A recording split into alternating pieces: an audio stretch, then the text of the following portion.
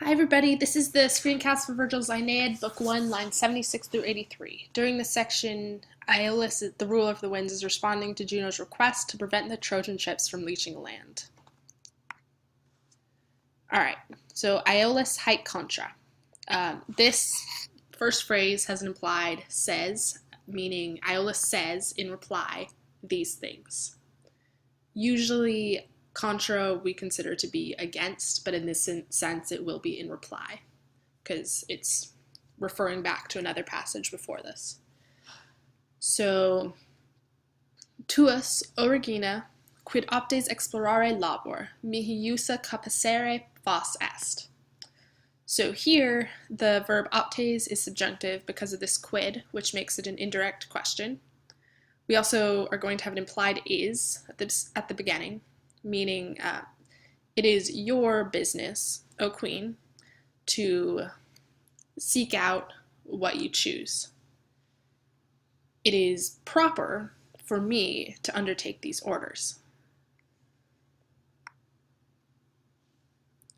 Alright, tu mihi quodcum quac regni, tu sceptra iuemque concilias, tu das apulis accumbere divum, nimberumque facis tempestatumque potente. So first there's two major scansions that you need to watch out for. One between the quodcumque and the hoc, meaning, so here the H is actually going to be silent, and so the que and the hoc will actually blend to make an elision, making it quodcumquac instead of quodcumque hoc. The second one is between sceptra and iuemque. Here, although you see a vowel I here and a vowel at the end of sceptra, this I-O will actually make a Y sound, and so this won't actually be an elision. Alright, so also the 2-2-2 repetition is a form of anaphora, the rhetorical device.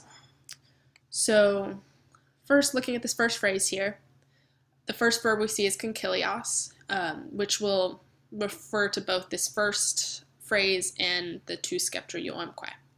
So you provide whatever this is of a kingdom, which is just sort of like a set phrase, for me.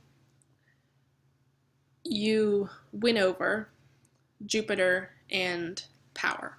Here, sceptra literally is supposed to mean a scepter, but it's being used in metonymy, the rhetorical device here, so sceptra is standing in for the idea of power.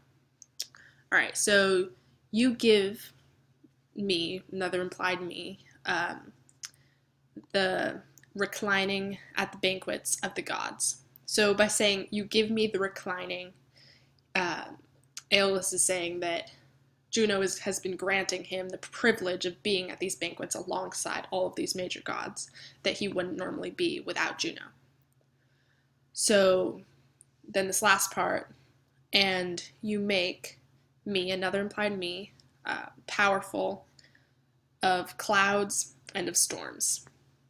So make note that this que in this situation does not mean both and as it normally would, because que here actually connects both das and facis, whereas this que is connecting nimburum and tempestatum. This is the sort of thing that comes up on AP tests, so it's good to watch out for, knowing which que links which two things. So in iteration, you provide whatever this is of a kingdom for me, you win over Jupiter and power, and you make me powerful of the clouds and storms. Alright, so haec ubi dicta cavum conversa cuspide montem impulit in latus.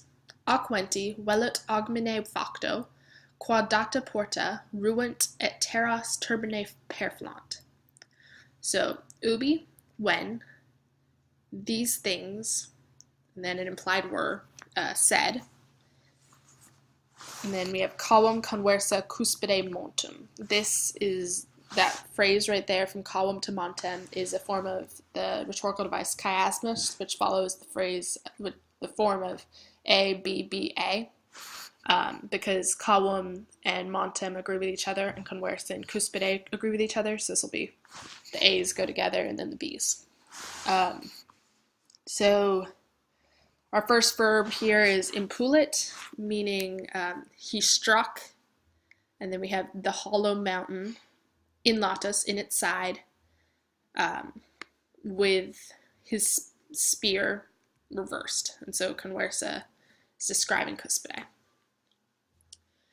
And the winds, just as a battle line having been formed, this is a simile here, where the door having been given, they rush and blow over the earth with a storm. So in this last phrase right here, there's the alliteration of the T, ruunt et terras turbine perflant. And this exemplifies the power and the ferocity of the storm that's rushing out of this mountain. All right, so that's the end of Virgil's Aeneid, Book 1, lines 76 through 83.